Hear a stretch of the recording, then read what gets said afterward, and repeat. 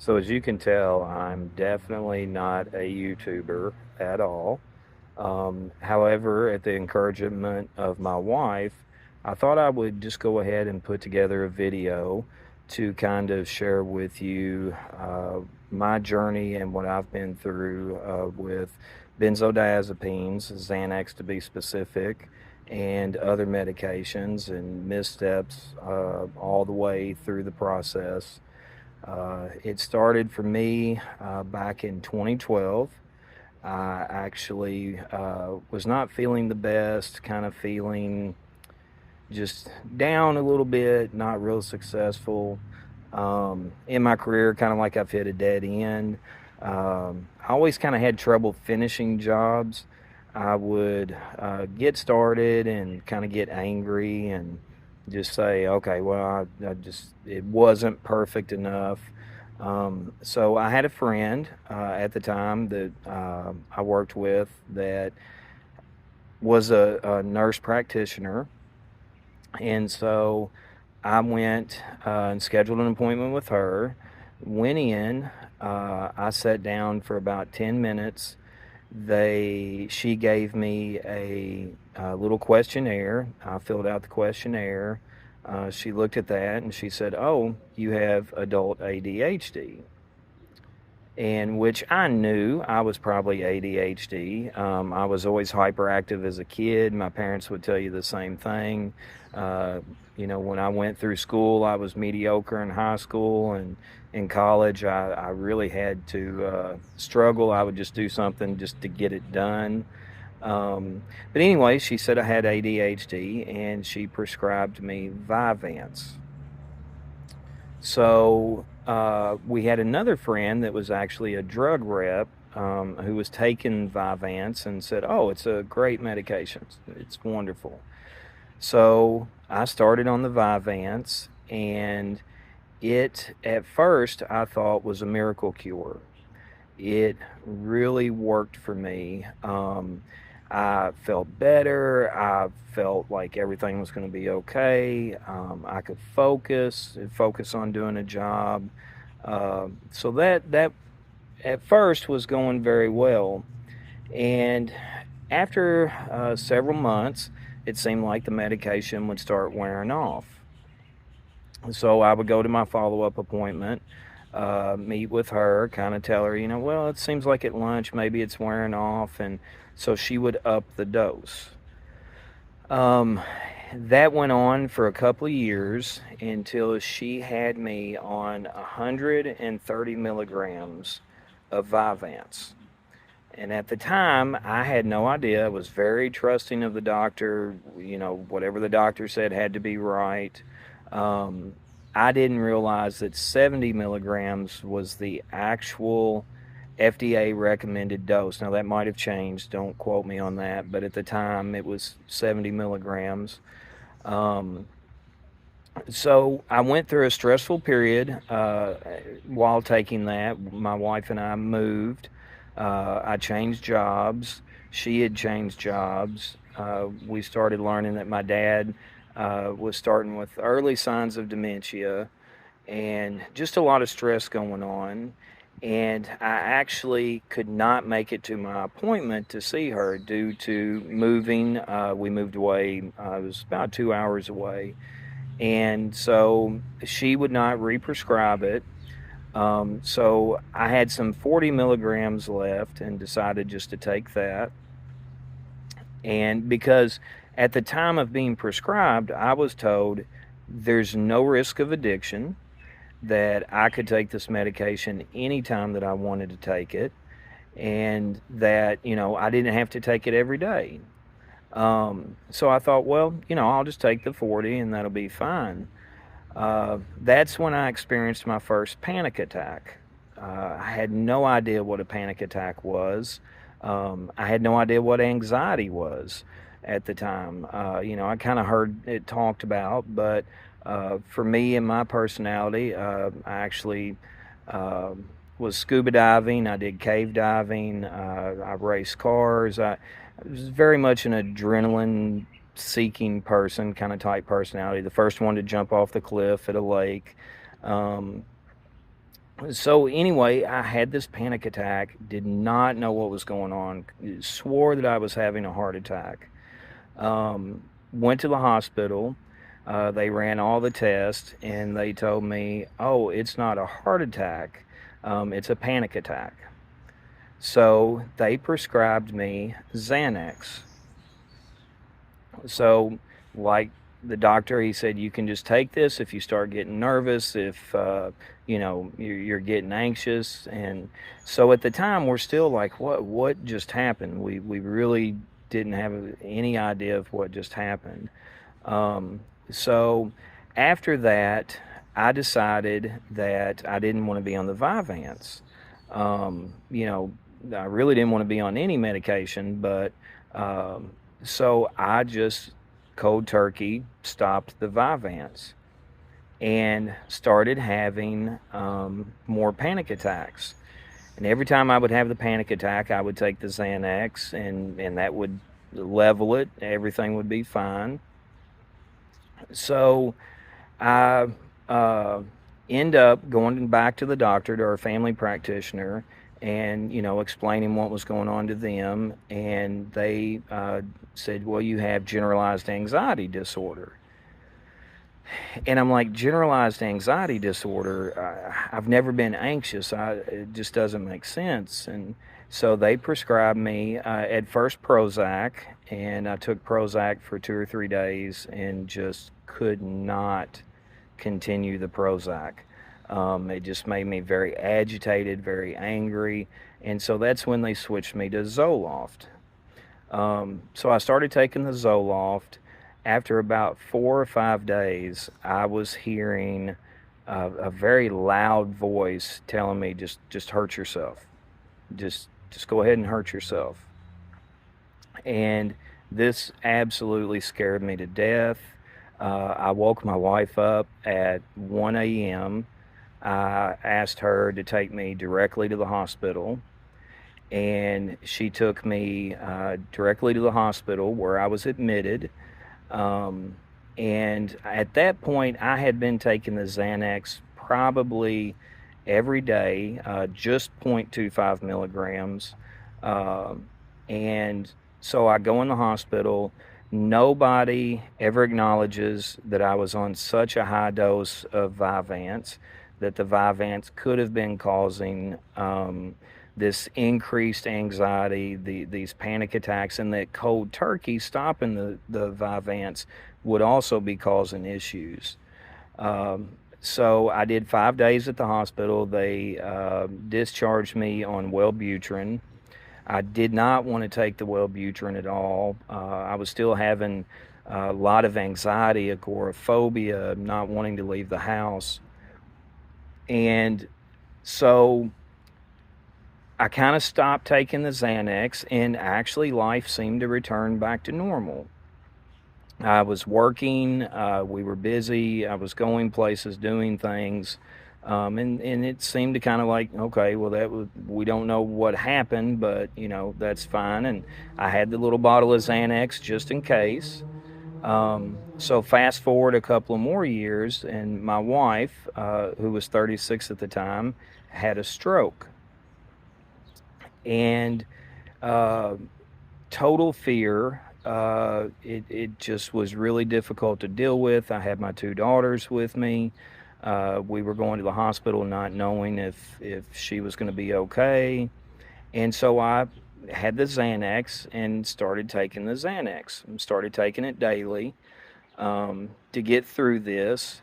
And after I took it daily for maybe 2 weeks, and the anxiety returned, and the panic. And of course, I was being told it was due to trauma, my wife's stroke. It was the generalized anxiety disorder. Um, so we, I go back to work. I start having more panic attacks. And there was just something that said, I don't really want to be taking any medication. So I stopped taking the Xanax, but at the time I was prescribed Lamictal. and was told that it was an extremely safe medication, no issues, it was the safest one they could prescribe. So taking that, I thought, okay, I'll stop the Xanax, and like I say, I had a good month of just really bad agoraphobia and panic, and but it kind of subsided, and would just have some rare occasions of a panic attack here, or panic attack there. I'm sorry, I actually had to stop the video. One of my daughters came out and didn't realize I was filming. So to go ahead and go back to what I was saying, after my wife's stroke, I was taking the Lamictal. I was not taking the Xanax, and it seemed like once again life was kind of getting back to normal. I was working, we were still traveling, going places, and it seemed like had just kind of put that behind us. And the whole time I had kind of bought into the fact that maybe I do have generalized anxiety disorder. Maybe the trauma of my wife's stroke actually caused some of that panic and anxiety. I was just very confused because I had never experienced that before, and so to experience it, just all of a sudden. But again, you listen to what the doctors say, and that's what I did. And so, fast forward another year or two, uh, we had more stress come up in life. We had made a couple of moves. I had made a couple of job changes. One of the job changes turned out not to be a very good one because I was actually laid off. It's the first time I hadn't worked, and so I was starting another job. So we went through several job changes, and I started taking the Xanax a little bit more frequently.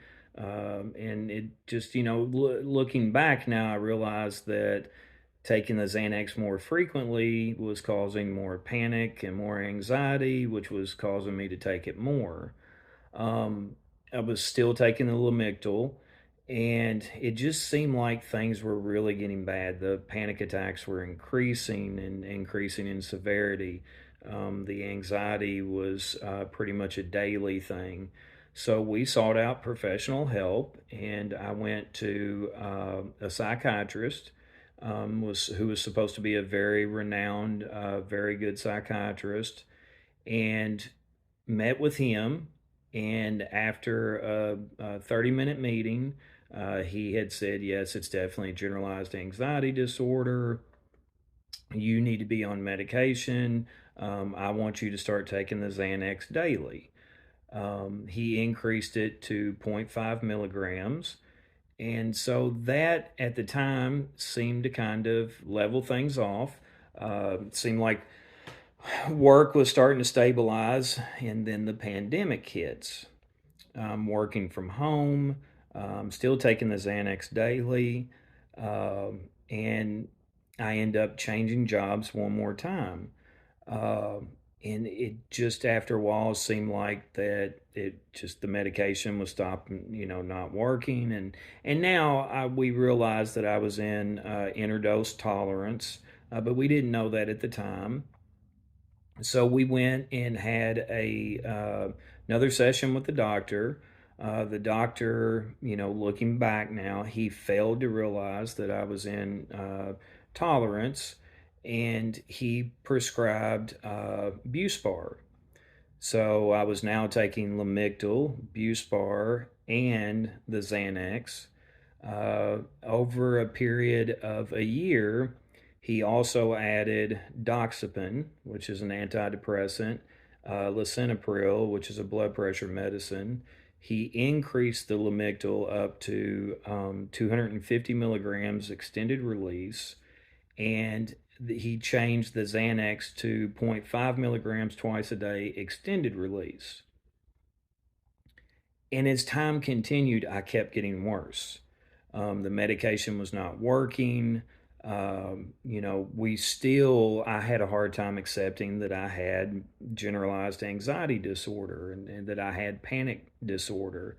And so We go to the doctor, and I'm telling him, look, I just don't think this medication's working. I really would like to come off, this medication. The doctor tells me that he has developed a detox program that he can switch me from Xanax to Valium and can taper me in 4 days. He assured me that this was safe, that it was okay, that he developed the program, uh, you know, everything was going to be okay. So we listened to the doctor. I did a 4 day rapid taper after being on the 1 milligram of extended release for almost 2 years. And at the time, it seemed like it really worked.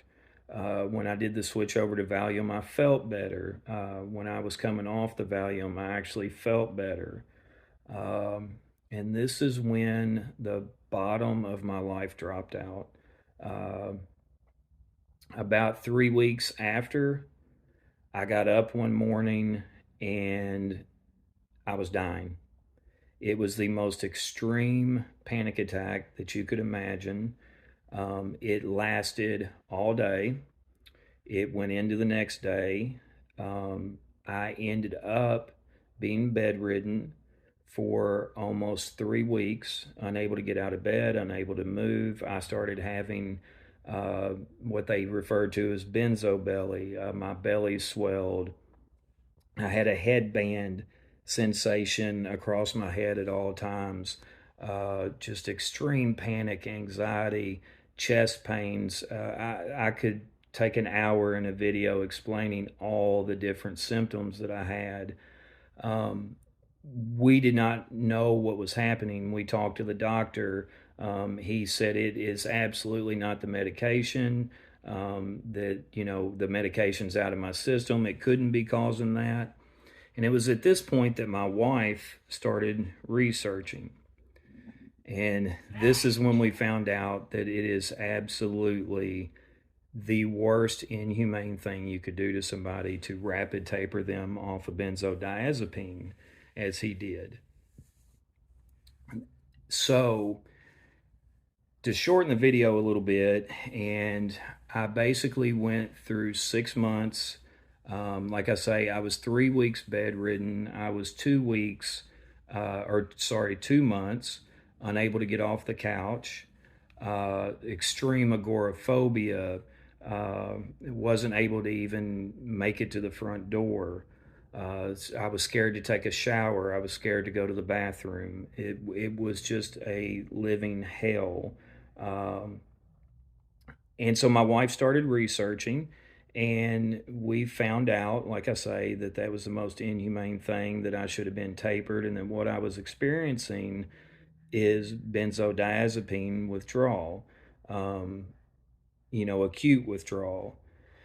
And so we started researching. We found the network, we found the Facebook groups, we started talking, and just to get the validation, because the doctor was telling me no, therapists were telling me no, this is not it. To get that validation was just priceless. And so I have now, over a year's period, which we should have done even more research, but I stopped the doxepin. I did a Buspar taper, and we now know way too fast. I actually did the lisinopril. I stopped that. I was over a year and a half. I was starting to get better. I was having my ups and downs. I was able to start getting out a little bit more, starting to go a little bit more, but could not work. When this happened, I did have to resign my position, which was very, very hard. Um, and we started to taper the Lamictal. And I had been told this drug's safe. Everybody takes it. There's no withdrawal. So we started tapering the Lamictal. Uh, and when I stopped the Lamictal, About 3 weeks later, back in bed. Unable to go, unable to leave the house, scared to take a shower, scared to use the bathroom. This time I had horrible depression, suicidal ideations, thoughts, um, hopelessness to the max, just really not wanting to move. And we just thought, is this benzodiazepine withdrawal? Am I in bind? Do I have the induced neurological dysfunction? Why is this coming back so bad now? And that's when I met with my life coach, Angie Peacock, who is amazing and helped me see and walk through my past as to why the ups and downs, on top of benzodiazepine withdrawal not being linear, the fact that I had stopped so many medications so quickly, and that the last medication is can be one that really makes it the hardest. That it was masking some of the benzo withdrawal symptoms, and now that it's not there, they're just full blown. So that was in December. And since then, I was about 3 months unable to leave the house, unable to go. And over the last couple of months, I have started to see a little bit of light at the end of the tunnel. I've been able to start driving now. I'm able to leave the house now. I've been driving for 2 and 3 hours at a time, uh, 30 to 40 miles, but that is just here locally. I refer to it as the dome. It gets larger and shrinks with the windows and waves from the benzo withdrawal. Um, but I truly feel like that it has been uh, a little bit of psychological issues on top of all the biological and the GABA receptors and that were damaged, and being able to know, okay, I'm in a wave. It doesn't matter how hard I push today. I'm just not going to be able to do it. As to, okay, I really don't want to do this. I'm scared, but I'm going to go ahead and do it anyway, to see how I feel. So I wanted to make this video to kind of share my story. I'm still healing.